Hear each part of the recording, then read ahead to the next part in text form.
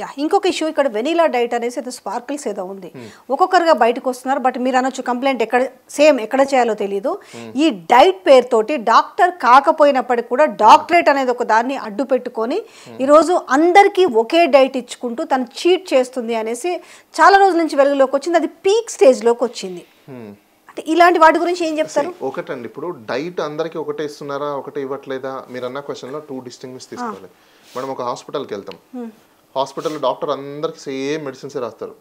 బలగుద్దు, paracetamol, fever వచ్చిందంటే paracetamol అలా అని చెప్పేసి అని అందరికి ఒకటే ఇస్తున్నారని చెప్పేసి కేసు వేయడానికి ఉందా? నో. సో డైట్లో కూడా ఇప్పుడు మీరేమంటున్నారు, ఆ డైటిస్ట్ వాళ్ళకి సెట్ అయ్యే విధంగా చేంజ్ చేసుకుంటున్నారా లేదా అనేది క్వశ్చన్. ఒక ఇల్లీగల్ ఫ్యాక్టర్లు చేయొచ్చా అనేది ఒకటి ఫస్ట్ థింగ్. డైటిస్ట్లకి కొన్ని క్వాలిఫికేషన్స్ ఉన్నాయండి. దాని యొక్క పారామీటర్స్ ప్రకారము మనకు కూడా దానికి ఆ గైడ్ లైన్స్ ప్రకారమే మనం ఫాలో అవ్వాలి. డైటిస్టులు కూడా కొన్ని క్వాలిఫికేషన్స్ ప్రకారమే వాళ్ళు డైటిస్టులు అవుతారు. దానికి కూడా న్యూట్రిషన్ సంబంధించిన సర్టిఫికేషన్ కోర్సెస్ కొన్ని ఉంటాయి. అది యూజీ లెవెల్లో ఉంటాయి, పీజీ లెవెల్లో ఉంటాయి, పిహెచ్డి లెవెల్స్లో ఉంటాయి, రకరకాలుగా ఉంటాయి. సో ఈ సర్టిఫికేషన్స్ అయిపోయిన వాళ్ళు సర్టిఫైడ్ న్యూట్రిషన్స్ కింద, అంటే వాళ్ళు లైక్ హాస్పిటల్ మేనేజ్మెంట్ చేస్తుంటాం, షెఫ్లు ఉంటారు. వాళ్ళు ఏంటంటే ఈ దీంట్లో ప్రావీణ్యం వచ్చిన తర్వాత కొంచెం ఎక్స్పర్ట్ అయ్యాక ఒక ఇన్స్టిట్యూషన్ నుంచి సర్టిఫికేషన్ తీసుకుంటారు. కానీ మనం అనుకోవచ్చు సర్టిఫికేట్ ఉన్న వాళ్ళే పర్ఫెక్టా అంటే ఎస్ అనొచ్చు, నువ్వు అనొచ్చు, రెండు ఉన్నాయి. కొంతమంది సర్టిఫికేట్ లేని వాళ్ళు కూడా పర్ఫెక్ట్గా చేసే వాళ్ళు కూడా ఉంటారు.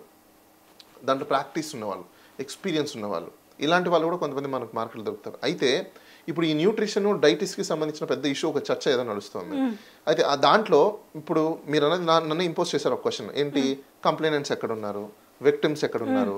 మేబీ కొంతమంది విక్టిమ్స్ రాలేకపోయి ఉండొచ్చు అని మీరు అంటారు. నేనేమంటానంటే ప్రజలకు అందరికీ కూడా, ఈ వీడియో చూసే వాళ్ళకి, విక్టిమ్స్ ఎవరైతే ఉన్నారో మీరందరూ ఒక పని చేయండి. మీరు ఎక్కడ తిరగాల్సిన అక్కర్లా. కన్జ్యూమర్ ప్రొటెక్షన్ యాక్ట్ ప్రకారము వెబ్సైట్ ఉంది మనకు, కన్జ్యూమర్ ఫోరం వెబ్సైట్స్ ఉన్నాయి. అందులో వెళ్ళి గ్రీవెన్స్ అనే ఒక ఆప్షన్ ఉంటుంది. ఆ ఆప్షన్లో మీ గ్రీవెన్స్ అంతా రాసి మీరు ఒకవేళ నష్టపోయి ఉంటే ఆమె ఈమెయిల్ ఐడి, ఆమె అడ్రస్, ఆమె డీటెయిల్స్ అవన్నీ పెడితే మీకు ఆన్లైన్ నుంచే కంప్లైంట్ తీసుకొని ఇమీడియట్గా ఆమెకు నోటీస్ పంపిస్తారో, ఆమె సెటిల్ చేయమని చెప్తారు మీకు ఏదైతే నష్టం జరిగిందో.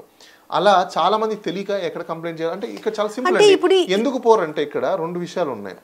ఇక్కడ వాళ్ళు ఒక 20,000, 30,000, 40,000 ఏదో పేమెంట్ తీసుకుంటారు, చాలా చిన్న అమౌంట్. ఒక డైట్ ఒక 6 months 4 months ఏదో వాడతారు. వాడిన తర్వాత కొంతమంది తగ్గుతారు, కొంతమంది తగ్గరు, కొంతమంది ప్రాపర్ యూజ్ చేస్తుంటారు, ప్రాపర్ యూజ్ చేయలేదని ఉంటారు, రకరకాలుగా ఉంటాయి ఇక్కడ.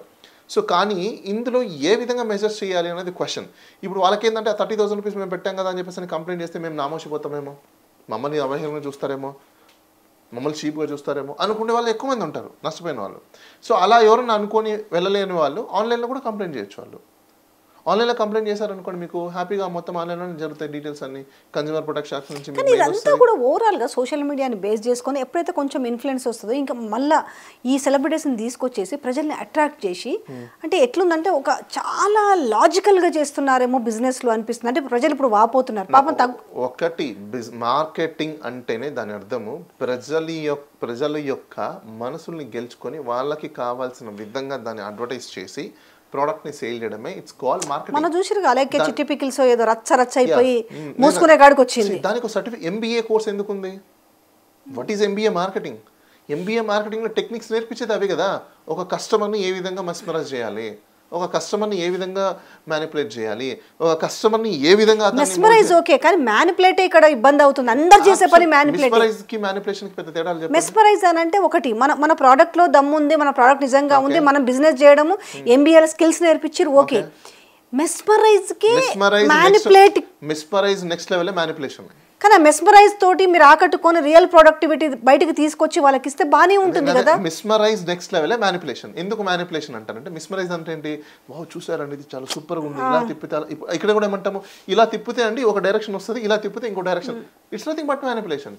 అంటే మిస్మరైజ్కి నెక్స్ట్ లెవెల్ మ్యానిపులేషన్ మీకు. సో దీనికి సర్టిఫికేషన్ కోర్సెస్ అనేవి. అంటే ఇక్కడ మార్కెట్ అంటేనే అర్థము ప్రజల యొక్క సైకలాజికల్ లెవెల్స్ని అండర్స్టాండింగ్ చేసుకొని వాళ్ళ నీడ్, దీన్నే వాళ్ళ యొక్క నీడ్ ఆఫ్ రిక్వైర్మెంట్ అంటాం. నాకేమనిపిస్తుంది ఇవన్నీ చూస్తుంటే ప్రజలే మారాలి, ప్రతిదానికి చూసి ప్రతిదానికి మెస్మరైజ్ అవ్వకుండా. కానీ వీళ్ళలోనే లోపం అంటే అనిపిస్తుంది ఇప్పుడు ప్రతిదానికి. రెడ్డి గారు మీరు అబ్సల్యూట్గా కరెక్ట్. ఇక్కడ ప్రజల్లో నేను అనేది ఏంటంటే, ఇప్పుడు చాలా వరకు మీకు ఇంకోటి అర్థం చేసుకోవాలి, ఈ మాల్స్లో వెళ్ళి కొంతమంది వాళ్ళ యొక్క సోషల్ స్టేటస్ చూపించుకోవడం కోసము వాళ్ళ యొక్క జీవితాన్ని వాళ్ళు తొక్కేసేసుకున్నారు. రీజన్ ఎందుకు చెప్పనా, చిల్లర కొట్లను పక్కన పెట్టేసి మాల్స్ మీద పడ్డారు. ఇప్పుడు మళ్ళీ ఆ పెద్ద మాల్స్ అని ఏం చేస్తున్నాయి, ఇదే చిల్లర కొట్లకు సామాన్లు సప్లై చేస్తున్నాయి. రైట్? ఇప్పుడు ఇక్కడ ఎవరు నష్టపోయారు? ప్రజలు. మీ డబ్బులు రొటేట్ అవుతున్నాయి.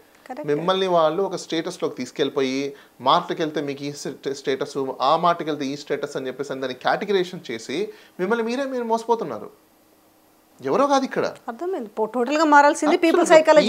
సైకాలజీ మారుతుందో దెన్ అప్పుడు మీకు ఇవన్నీ చేంజెస్ అని జరుగుతాయి. ఒకటి, వరల్డ్ వైడ్ మీకు మార్కెటింగ్ అనేది కంపల్సరీ జరుగుతుంది ఏ ప్రోడక్ట్కైనా. కానీ ఆ మార్కెట్కి సంబంధించిన మార్కెట్ చేసిన అడ్వర్టైజ్మెంట్కి అవునా కాదని చెక్ తీసుకోవాల్సిన బాధ్యత మీ మీద కూడా ఉంటుంది. That is your responsibility.